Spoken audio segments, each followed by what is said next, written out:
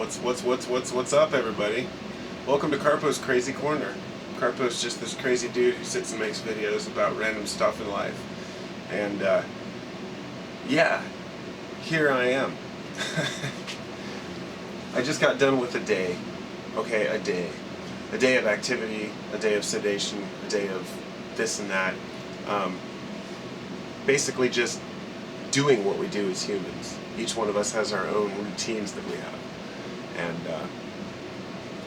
I did a lot of thinking today while I was doing various things, and I usually have kind of a subject in mind that I think about, and so goes the mind of a crazy carpo. So today,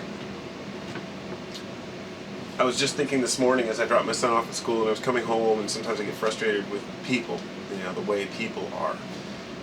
The way they drive, the way they act. It's easy for me to get dismayed when I go out in public and have to deal with idiots.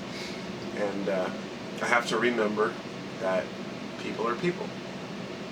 And it's something I couldn't do when I was younger, but that I can do now, and I'm glad that I can do, because it's allowed me to live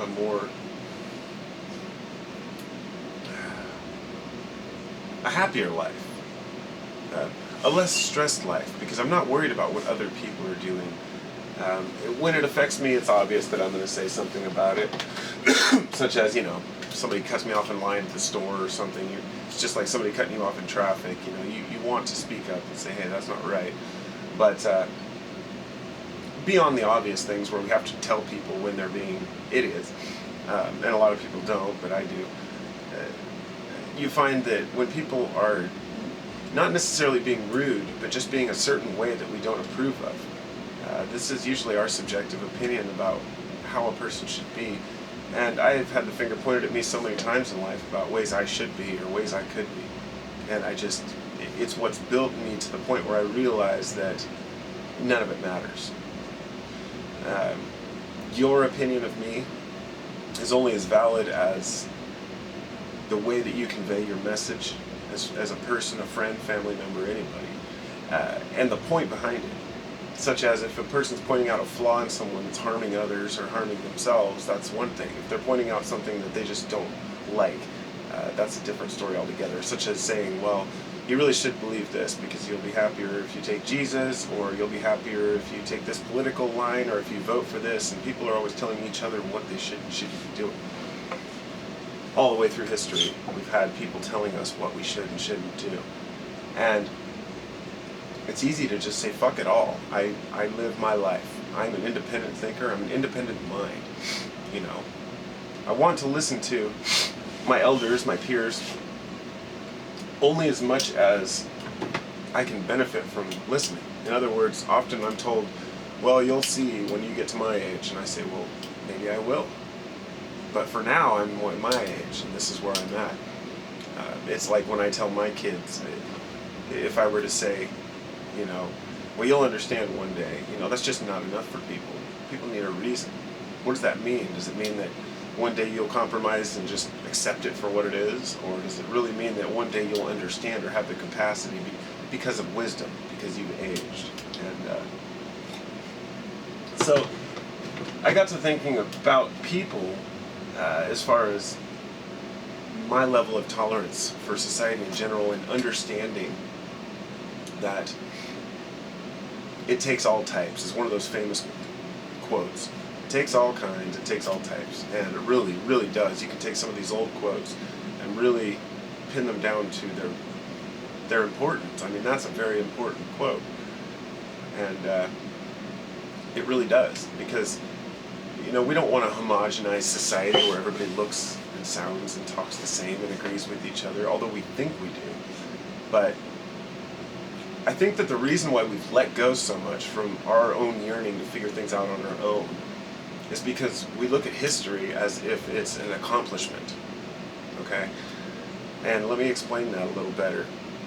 We look at history as if mankind, through the generations, has accumulated knowledge, wealth, wisdom, and to a degree this is true. But the thing we forget is that each life is only 100 years or less. So each individual life is based upon many of the when a person's building on a previous idea or somebody else's theory or whatnot, we are developing as a society as a whole, but they're picking up where the first person left off. And in a way that's good, but what I'm saying is we can't test all these theories over and over and over again. So a lot of these things that we believe to be true or things that we think are a benefit to society are just there because they've always been there. The old conservative values, hanging on to yesterday. And we get really nitpicky and start pointing the finger and saying, this is how things should be, and this is how things should be, but we seldom step back and ask ourselves, who the hell are we to say how things should be? And when I was younger, I had this idea that politics could be abandoned completely, that somehow we can live in this, government-free world, which is a novel thought, It's just not realistic. I mean,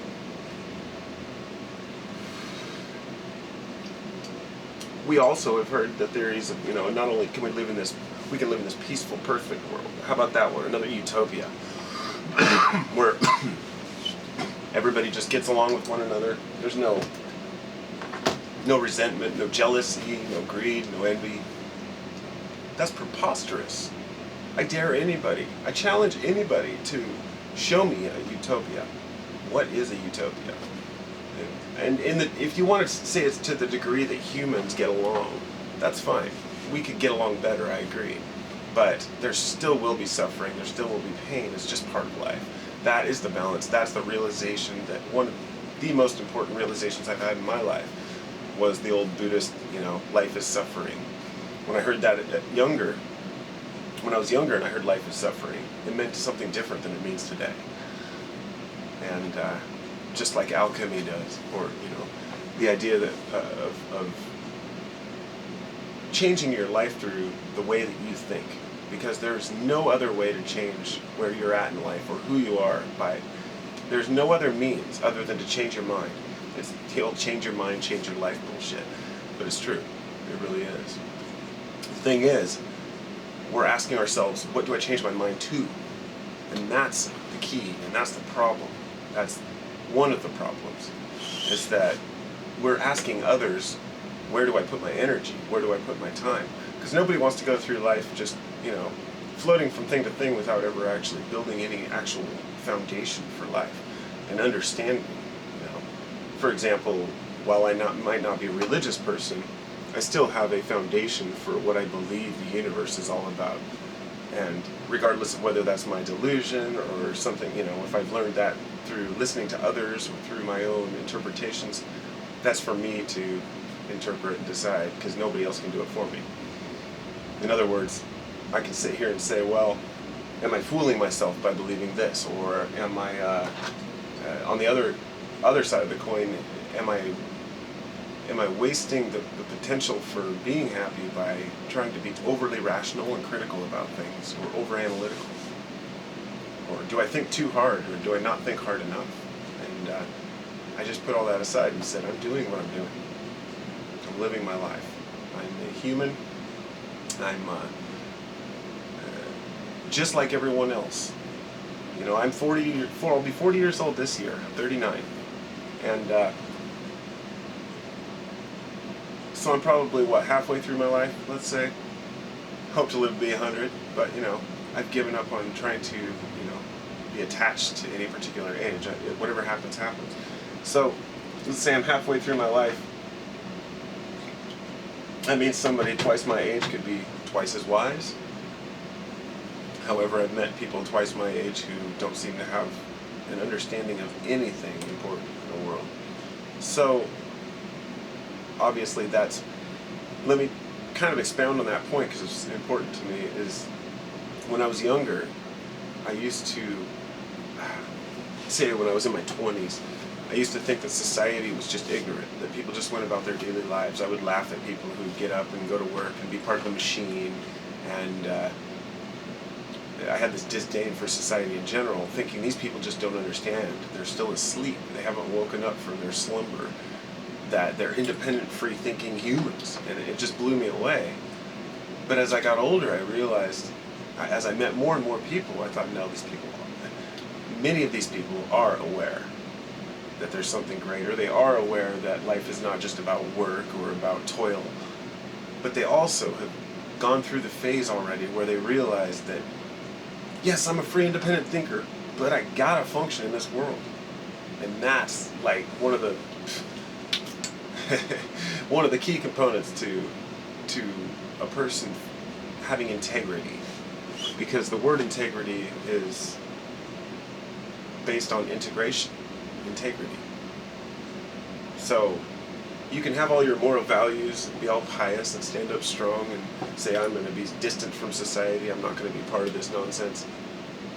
But that's not integrity. That's escapism, in my opinion.